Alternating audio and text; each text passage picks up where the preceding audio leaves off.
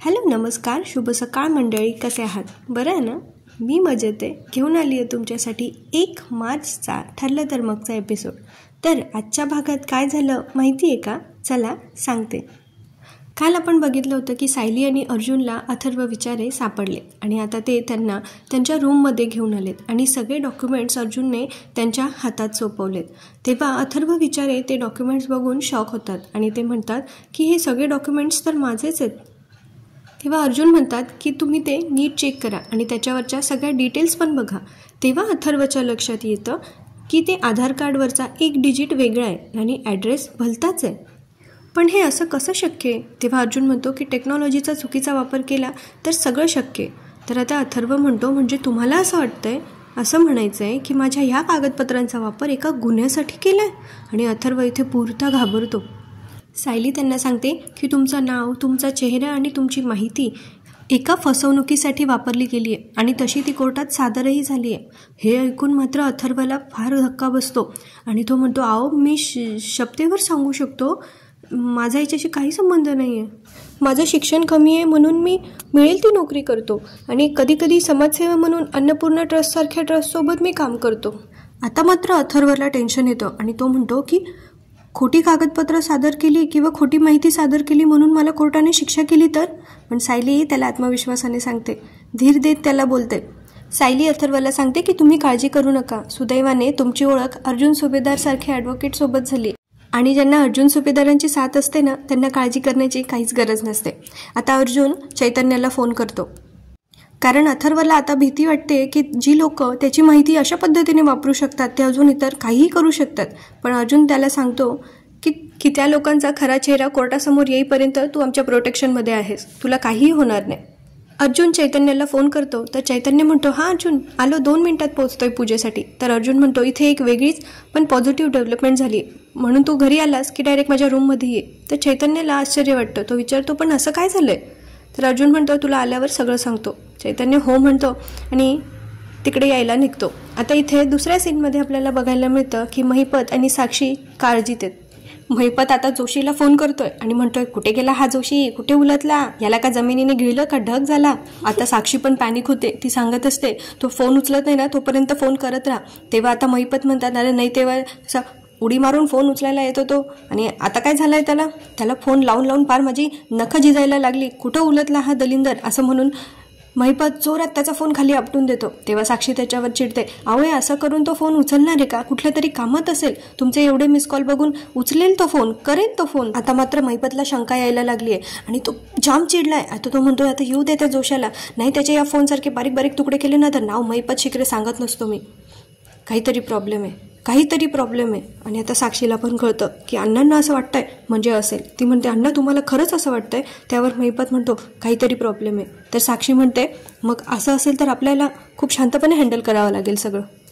आता साक्षी कुणाला तरी फोन करते आणि सांगत असते ऐक जोशीच्या ऑफिसमध्ये जायचंय आणि ते तिथे आहेत की नाही हे मला फोन करून सांगायचंय. तेवढ्यात महिपत शिकरे तिच्या हातातून फोन घेऊन घेता आणि म्हणतात अरे काही सांगायचं बिंगायचं नाही, तो जोशी जिथे असेल ना तिथून त्याला उचलायचा, त्याला पोत्यात भरायचा. तेवढ्यात साक्षी त्यांच्याकडून परत फोन घेते आणि साक्षी महिपतला समजावून सांगत असते की हा जोशी आपल्या कामाचा माणूस आहे, त्याच्याशी असं वागून चालणार नाही. तेव्हा ती त्या माणसाला व्यवस्थित फोन करून सांगते की तो जोशी तिथे आहे की नाही हे मला सांगायचं आणि त्याला काही होता कामा नाही. त्याला म्हणावं महिपत शिकरे चिडलेत आणि एवढं कारण पुरेसं आहे त्याला इथे धावत येण्यासाठी, जा. आता इकडे अथर्व पण पॅनिक झालाय. तो म्हणतो आपण आपली ओळखपत्र कुठे कुठे दिलेली असतात आणि त्याचा असा गैरवापर होऊ शकतो हे माझ्या मनात सुद्धा आलं नाही. त्यावर आता सायली म्हणते की हो म्हणूनच अशा बाबतीत आपण सतर्कता घ्यायला हवी ना. तर अर्जुन म्हणतो डोंट वरी, तुला आता काहीही होणार नाही, तू इथे सेफ आहेस. तेवढ्यात चैतन्य तिथे येतो आणि चैतन्य म्हणतो काय झालं, तू एवढं घाईघाईत मला बोलवलं? आणि अचानक त्याचं लक्ष अथर्व विचारेकडे जातं. चैतन्याला धक्का बसतो. तो म्हणतो अरे काय हे अर्जुन, मला पटकन चिमटा काढ. अर्जुन म्हणतो त्याची काही गरज नाही, मीट मिस्टर अथर्व विचारे. आणि चैतन्य म्हणतो अरे सायली वहिनी तू नेहमी म्हणतेस ना की सत्याचाच विजय होतो, त्याचं जिवंत उदाहरण आहे. आणि उद्या जेव्हा कोर्टात महिपत आणि साक्षीला अथर्व विचारे दिसेल तेव्हा त्यांचे काय एक्सप्रेशन असतील, काय असेल ते बघण्यासारखं असेल रे. पण आता कोर्टाचं नाव घेतल्यानंतर अथर्व मात्र बिथरतो. तो म्हणतो कोर्ट, मी कोर्टात का यायचंय? तर सायली त्यांना समजावून सांगते की हे म्हणाले ना की ते तुम्हाला सगळं समजावून सांगतील, फक्त तुम्ही शांत राहा. आणि चैतन्य पण म्हणतो, तुम्ही काही काळजी करू नका, तुम्ही शहरातल्या सगळ्यात ग्रेट लॉयरच्या ताब्यात आहात, तो तुम्हाला काहीही होऊ देणार नाही. अथर्व पुन्हा टेन्शनमध्ये येतो आणि तो म्हणतो, म्हणजे मला काही होऊ शकतं, अशा सिच्युएशनमध्ये मी अडकलोय का? अहो, माझा काहीच दोष नाही आहे. पण अर्जुन त्याला धीर देत म्हणतो, शांत व्हा, जी माणसांनी तुमच्या माहितीचा गैरवापर केलाय ना, ती माणसं कुठल्याही थराला जाऊ शकतात, ती स्वतःच्या स्वार्थासाठी कुणाचा जीवही घेऊ शकता. आणि अथर्वला पुन्हा टेन्शन येतं. आता प्रतिमा आत्या आणि प्रिया सुभेदारांच्या घरी येतात. प्रतिमा आत्या म्हणतात, बरीच पाहुणे आलेत का यावेळेला?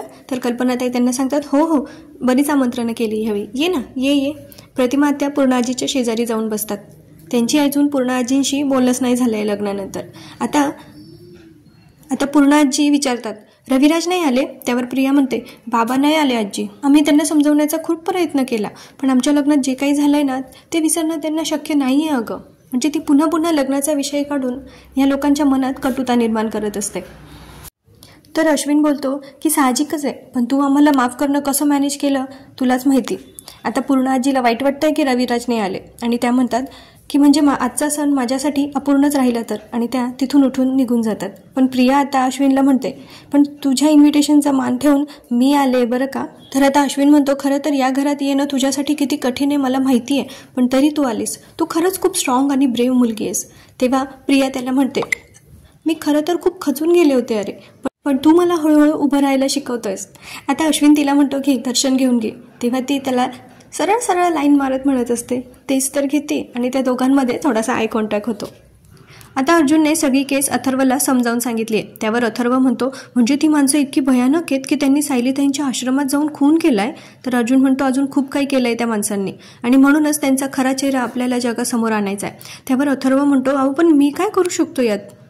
हे बघा, मी नाकासमोर चालणारा माणूस आहे, मी कोर्टाची पायरी कशी काय चढू शकतो अहो? तेव्हा चैतन्य त्याला समजावून सांगतो की अहो बघा, कोर्ट हे न्याय मिळवून देण्याची जागा आहे, त्याला घाबरण्याचं काही कारणच नाही आहे. आणि सायली पण त्याला समजावून सांगते की हे बघा अथर्व दादा, हे सगळं तुमच्यासाठी किती कठीण होणार आहे हे मी समजू शकते, पण गेली 2 वर्ष आम्ही ह्या लोकांचा नीचपणा सहन करतोय.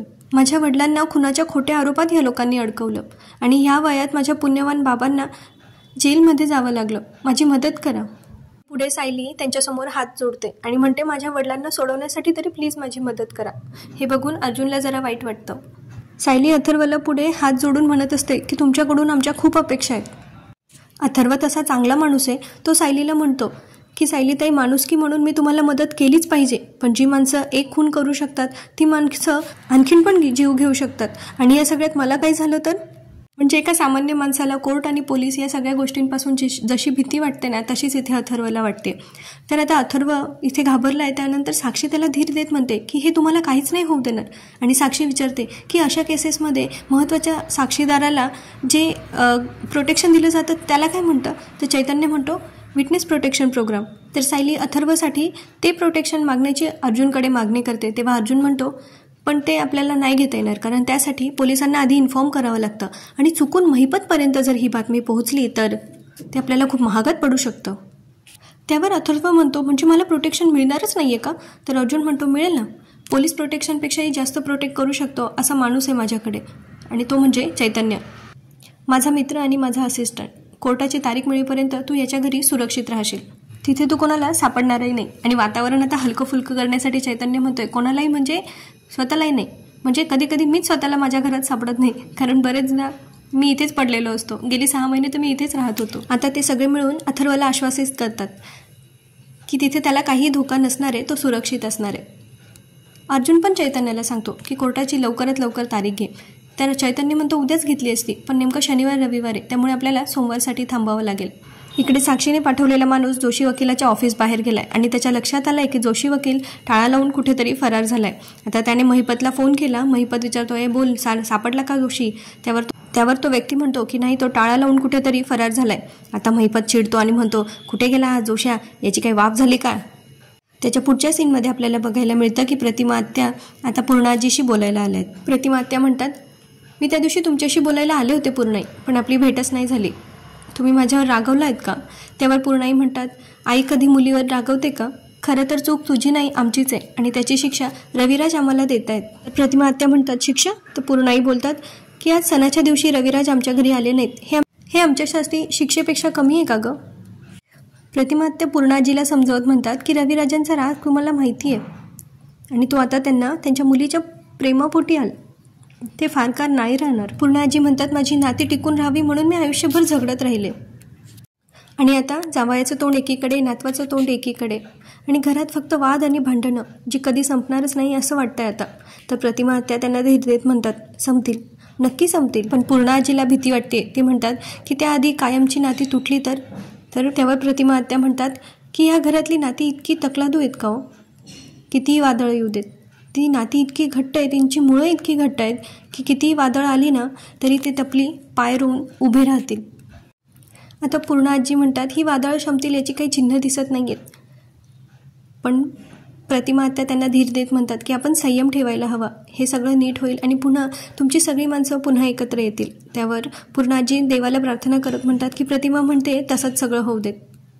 आता इकडे अर्जुनच्या रूममध्ये अथर्वला जाणीव होते की त्याने आता सायलीची मदत केली पाहिजे आणि तो सायलीला म्हणतो की तुमच्या वडिलांबद्दल तुम्ही मला जे काही सांगितलं ना त्याच्यावरून मला आता असं वाटतंय की शिकरेसारख्या व्यक्तींना शिक्षा झालीच पाहिजे आणि त्यासाठी मला जर खारीचा वाटा उचलता येणार असेल तो मी नक्की उचलायला पाहिजे. पण माझ्या आयुष्यात हे असं कधी आधी घडलं नाही हो, म्हणून मला विचार करायला थोडा वेळ पाहिजे. तर अर्जुन म्हणतो ओके घ्या तुम्ही वेळ, पण तुम्ही आता 2 दिवस चैतन्याच्या घरी राहा. तर चैतन्य म्हणतो तुम्ही माझ्या घरी निश्चिंत राहा, अगदी स्वतःचं घर असल्यासारखं. माझं घर छोटं आहे पण आवडेल तुम्हाला. आणि ते सगळे आता चैतन्याच्या घरी जायला निघतात. म्हणजे चैतन्य आणि अथर्व चैतन्याच्या घरी जायला निघतात आणि अर्जुन आणि सायली त्यांना सोडायला निघतात. आता इकडे प्रिया कल्पना मामीशी बोलत असते, पण इतक्या पाहुण्यांच्या गडबडीत त्यांच्या हे लक्षात नाही आलं आहे की हे चौघं बाहेर गेलेत. आता प्रियाला कोणाचा तरी कॉल येतो आणि तिला आतमध्ये आवाज येत नाही म्हणून ती ते पाहण्यासाठी बाहेर येते. तेव्हा आपल्याला असं वाटतं की प्रियाला अथर्वचा चेहरा दिसेल आणि प्रिया त्याला ओळखेल. पण सायली आणि अर्जुन एकमेकांशी बोलत असतात तेव्हा प्रियाला जरा चुनमुन जाणवत असते की यांचं काय चाललं आहे, हे कोण एवढा महत्त्वाचा पाहुणा आहे की हे त्याला सोडण्यासाठी इथपर्यंत आले. आणि ती शेवटी येतेच, ती बाहेर येते आणि त्यांच्याशी बोलते की कोण एवढा महत्त्वाचा पाहुणा आहे की तुम्ही त्याला इथपर्यंत सोडायला आलेत. तर सायली तिला म्हणते की तुला काय करायचं आहे आमच्या आयुष्याशी. तर ती म्हणते तुमच्या आयुष्यात काय चाललं आहे, तुम्ही काय करताय याच्याशी तुमच्या घरातल्यांना घेणं देणं नाही आहे. आणि असं म्हणत ती तिला टोमणा मारते. पुढे म्हणते की तुम्हाला या घरात जागाच नाही आहे म्हणून असे बाहेर तरंगतायत. आता सायली तिला इथे उलट उत्तर देत म्हणतात की उगीच आमच्या पूजेत आमच्या पाहुण्यांसमोर आमच्या घरच्यांसमोर शोभा नको, जा आज जा तुझी कामं कर. तर प्रिया म्हणते मला पण काही इंटरेस्ट नाही आहे, उगीच ते माझ्या फोनला रेंज नव्हती म्हणून मी बाहेर आली आणि मग नेमका फोन कट झाला म्हणून तू मला बघायला आले होते, आता चालली आहे. आणि ती निघून जाते आतमध्ये. आता अथर्व म्हणतो ह्या ताई कोण होत्या ताई. तर अर्जुन म्हणतो ते महत्त्वाचं नाही आहे पण त्या ताई.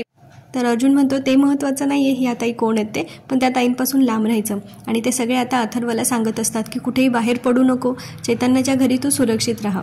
आता कोणी येण्याच्या आत तुम्ही निघा आणि जमलं तर सोमवारपर्यंत घराबाहेर पडू नका असा अर्जुन त्यांना वॉर्निंग देतो. आता पुढे प्रिया पोहोचली आहे अश्विनच्या रूममध्ये आणि ती अश्विनचा रूम व्यवस्थित निहाळत असते आणि तिच्या पुढच्या प्लॅनिंगसाठी काहीतरी तिच्या डोक्यात शिजत असतं. आता पुन्हा आता अश्विन तिथे येतो आणि तो म्हणतो अरे प्रिया तन्वी तू इथे. तर ती म्हणते अरे मी तुला शोधत होती, माझा हात दाखवायचा होता तुला. तर अश्विन तिला म्हणतो अगं हात दाखवायचा आहे तर ज्योतिषाला दाखव, मी डॉक्टर आहे ज्योतिष नाही. त्यावरती हसते आणि म्हणते अश्विन अरे मी काल ना पायात पाय अडकून पडले घरी, तर तो थोडा दुखतोय म्हणून तुला दाखवायला आले. आता अश्विन तिचा हात बघतो आणि म्हणतो कालपेक्षा बरं आहे की कालपेक्षा दुखतंय. तर ती म्हणते कालपेक्षा दुखतंय. अश्विन म्हणतो मग पण दिसत तर काही नाही आहे सूज वगैरे, बरं एक काम कर तू इथे बैस. आणि अश्विन तिला आता बँडेज बांधायला लागतो आहे. आणि आता इथे प्रियाच्या मनात तेच असतं जे आपल्या सगळ्यांच्या मनात आहे. ती आता त्याला म्हणत असते की तू मला मनातल्या मनात म्हणत असते की तू मला हे बँडेज गुंडाळतो आहे की मी तुला गुंडाळते हेच तुला कळत नाही आहे. आता तो तिला वॉर्निंग देत असतो की हाताने काही उचलायचं नाही आहे, अगदी पेन्सिलसुद्धा उचलायची नाही आहे, मग तुला बरं वाटेल. तेव्हा ती म्हणते बरं वाटेल पण हे बँडेज बांधलंयस म्हणून नाही, तर तू इतकी प्रेमाने काळजी घेतोयस म्हणून. अश्विनला जरा ऑकवर्ड होतं तिच्यासोबत, पण तो बिचारीला मैत्रीण समजतो ना. पण अश्विन सांभाळून घेत म्हणतो अगं मी डॉक्टर आहे ना, आम्हा डॉक्टरांचं कामच येते. आता पण बघ एका पेशंटची केस स्टडी करायची होती म्हणून ही फाईल घ्यायला आलो आहे. आता अश्विन लागतो त्याच्या कामाला. प्रिया त्याची रूम बघत असते तेव्हा अश्विन तिला म्हणतो की तू पहिल्यांदाच आली आहेस का. तर प्रिया म्हणते की नाही मी इथे राहत होती ना तेव्हा विमलताईंसोबत आली होती 1-2दा साफसफाई करून घ्यायला. जसं प्रिया असती साफसफाई करून घ्यायला तरच ती रूम साफ झाली असते. आता ती ना भरपूर गोड बोलण्याचा प्रयत्न त्याच्याशी करत असते पण तो काही तिच्याकडे लक्ष देत नाही कारण तो त्याच्या कामात बिझी असतो. मग ती म्हणते अरे तू कर तुझं काम, मी तुला डिस्टर्ब नाही करत. आणि हे बोलल्यानंतर पण तिच्या लक्षात येतं की हा काय आता बघत नाही आपल्याकडे, हा कामात व्यस्त आहे. म्हणून ती अजून त्याला जवळ घेऊन खेचून घेण्यासाठी तिकडून पास होता होता अचानक पडण्याचं नाटक करते आणि अश्विन तिला सावरून घेतो. आता इथे बिथरल्यासारखी प्रिया सॉरी सॉरी अश्विन खरंच सॉरी असं म्हणून तिथून पटकन निघून जाते. त्यावेळेला अश्विनला वाईट वाटतं. आता अश्विनला वाईट याचं वाटतं की बिचारी तन्वी छोट्या छोट्या गोष्टी किती मनाला लावून घेते आणि ती तन्वी दरवाजाच्या बाहेर राहून त्याचं बोलणं ऐकत असते आणि तिला आता कळतं आहे की हा मासा आपल्या गळाला आता पुरता लागला आहे. पण अश्विन स्वतःला म्हणतो आहे की आता तिची काळजी घेण्याची जबाबदारी माझी आहे. पुढे कल्पनाताईंना तन्वीच्या हाताचं बँडेज दिसतं आणि ती म्हणतात मगाशी तर हात चांगला होता, अचानक बँडेज कसं काय झालं तुला? तेव्हा ती म्हणते अगं काल जरा हात दुखत होता आणि ते इथल्या डॉक्टरला दिसलं तर त्यांनी बँडेज बांधल्याशिवाय काही सोडलं नाही. आता प्रतिमा आत्याला ऐकून धक्का बसतो की काल तर ही काहीच बोलली नाही हिचा हात दुखतोय म्हणून.